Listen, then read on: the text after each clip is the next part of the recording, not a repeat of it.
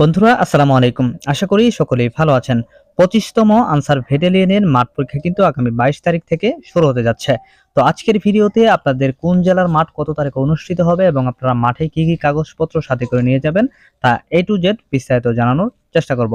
So ভিডিওটি কিন্তু অত্যন্ত গুরুত্বপূর্ণ একটি ভিডিও হতে চলেছে। আশা করি ভিডিওটি না টেনে সম্পূর্ণ দেখে যাবেন।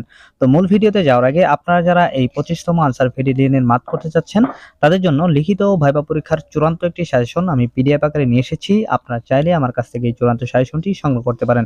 আশা করি এই সাজেশনটি যদি আপনি পড়েন তাহলে আপনি লিখিত ও ভাইবা পরীক্ষায় খুব ভালো একটি নাম্বার পেয়ে উত্তীর্ণ হতে পারবেন। তো এখান থেকে কিন্তু আপনারা লিখিত ও ভাইবা পরীক্ষায় 80 থেকে 90% পর্যন্ত কমন পাবেন ইনশাআল্লাহ। তো এই চূড়ান্ত সাজেশনটি পেতে আপনার স্ক্রিনে দেওয়া নাম্বারে রকেট বিকাশ বা নগদে নামমাত্র মূল্য 50 টাকা সেন্ড মানি করে হোয়াটসঅ্যাপ অথবা এর মতো মেসেজ করলেই আমি আপনাদেরকে চূড়ান্ত সাজেশনটি পাঠিয়ে দিব। তো যাই হোক ভিউয়ার্স, মূল আলোচনায় ফিরে আসি।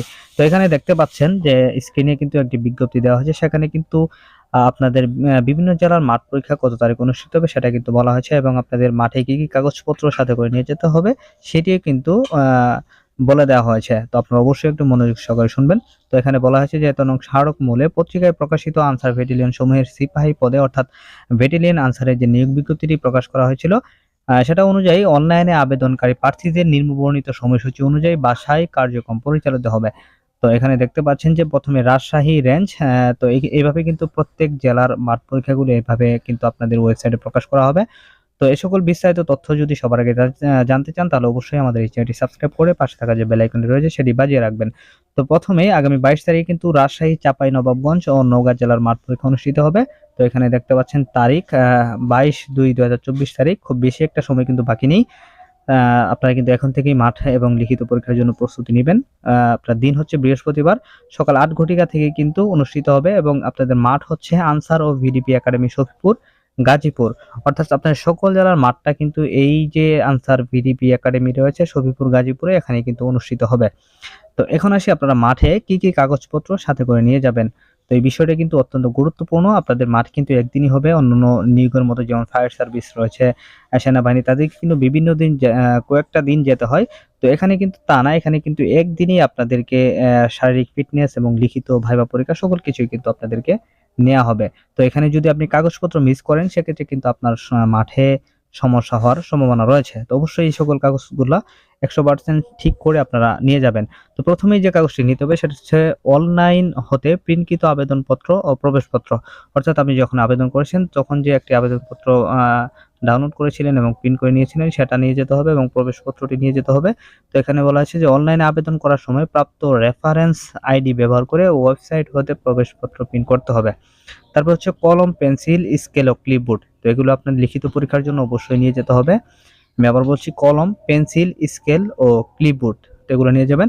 তারপর হচ্ছে পত্রিকায় প্রকাশিত নিয়োগ বিজ্ঞপ্তির ক্রমিক নং 6 এ উল্লেখিত নিম্নবর্ণিত কাগজপত্র অর্থাৎ প্রথম শ্রেণীর গ্র্যাজুয়েটেড অফিসার কর্তৃক সত্যায়িত শিক্ষাগত যোগ্যতার মূল কপি নেবেন। আর মূল কপি যদি না থাকে সেক্ষেত্রে সাময়িক সনদপত্র ফটোকপি নিয়ে গেলেও কিন্তু আপনি মাঠ পরীক্ষায় অংশগ্রহণ করতে পারবেন।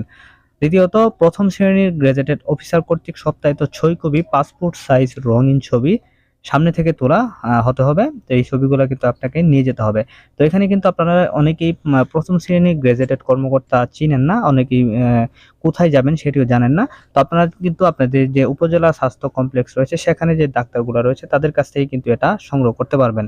এই প্রথম শ্রেণীর, তারাই কিন্তু প্রথম শ্রেণীর গ্র্যাজুয়েটেড কর্মকর্তা। তারপর হচ্ছে সংশ্লিষ্ট ইউনিয়ন পরিষদ বা চেয়ারম্যান, পৌরসভার চেয়ারম্যান, ওয়ার্ড কাউন্সিল কর্তৃক নাগরিকত্বের সনদপত্র অর্থাৎ আপনার এলাকার যে চেয়ারম্যান রয়েছে তার কাছ থেকে কিন্তু আপনি এই নাগরিকত্ব সনদপত্র সংগ্রহ করতে পারবেন। তারপর হচ্ছে প্রথম শ্রেণীর গ্র্যাজুয়েটেড অফিসার কর্তৃক সত্যায়িত জাতীয় পরিচয়পত্র, এনআইডি কার্ডের ফটোকপি। অর্থাৎ আপনার মূল এনআইডি কার্ডটা কিন্তু নিয়ে যেতে হচ্ছে না, আপনার যে এনআইডি কার্ডের ফটোকপি রয়েছে সেটা সত্যায়িত করে অর্থাৎ প্রথম শ্রেণীর গ্র্যাজুয়েটেড কর্মকর্তা দ্বারা সত্যায়িত করে নিয়ে গেলেই কিন্তু হবে। তারপর হচ্ছে অবিভাগ কর্তৃক স্বাক্ষরিত ব্যাটালিয়ন আনসার পদে চাকরি করার সম্মতিসূচক সনদপত্র যা ইউনিয়ন পরিষদ চেয়ারম্যানের কাছ থেকে আপনারা সংগ্রহ করতে পারবেন। তারপর হচ্ছে প্রার্থী অবিবাহিত মর্মে সংশ্লিষ্ট ইউনিয়ন পরিষদের চেয়ারম্যানের কাছ থেকে একটি অবিবাহিত সনদপত্র কিন্তু আপনাকে সাথে করে নিয়ে যেতে হবে। এগুলো কিন্তু আপনারা আপনাদের যে উপজেলার যে চেয়ারম্যান রয়েছে তার কাছ থেকে সংগ্রহ করতে পারবেন। তারপর হচ্ছে শারীরিক যোগ্যতা, লিখিত এবং মৌখিক পরীক্ষায় অবতীর্ণ হওয়ার সময় সকল সনদপত্রের মূল কপি অবশ্যই প্রদর্শন করতে হবে। অর্থাৎ আমি আবার বলছি, শারীরিক যোগ্যতা, লিখিত এবং মৌখিক পরীক্ষায় অবতীর্ণ হওয়ার সময় সকল সনদপত্রের মূল কপি অবশ্যই প্রদর্শন করতে হবে। অর্থাৎ আপনার যখন শারীরিক যোগ্যতা লিখিত এবং মৌখিক পরীক্ষা অনুষ্ঠিত হবে তখন কিন্তু এই সকল কাগজপত্রগুলো আপনাকে দেখাতে হবে। তো তারপর হচ্ছে সর্বশেষ কোটায় আবেদনকারী প্রার্থীদের ক্ষেত্রে উপরিল্লিখিত কাগজপত্রাদি সহ নিয়োগ বিজ্ঞপ্তির ক্রমিক নং 12 এ উল্লেখিত স্ব কোটার সপক্ষের পত্রাদি সঙ্গে আনতে হবে। অর্থাৎ আপনি যদি মুক্তিযোদ্ধার কোটা হয়ে থাকেন সেক্ষেত্রে মুক্তিযোদ্ধার কোটার যে প্রমাণক রয়েছে, যে সার্টিফিকেটটি রয়েছে সেটি নিয়ে যেতে হবে, এবং আপনি যদি অন্যান্য কোটার হয়ে থাকেন সেগুলোর যে প্রমাণকগুলো রয়েছে সেগুলো কিন্তু আপনাকে মাঠে নিয়ে যেতে হবে। তো বন্ধুরা, আপনারা আশা করছি সম্পূর্ণ বিষয়টি বুঝতে পেরেছেন। তো এই সম্পর্কে যদি আপনাদের কোনো প্রশ্ন থাকে তাহলে কিন্তু কমেন্ট বক্সে আমাকে জানাতে পারেন। আমি আপনাদের কমেন্টে রিপ্লাই দেওয়ার চেষ্টা করব। তো আজকের মতো এখানেই বিদায় নিচ্ছি। দেখা হবে পরবর্তী ভিডিওতে। সে পর্যন্ত ভালো থাকবেন, সুস্থ থাকবেন। আসসালামু আলাইকুম।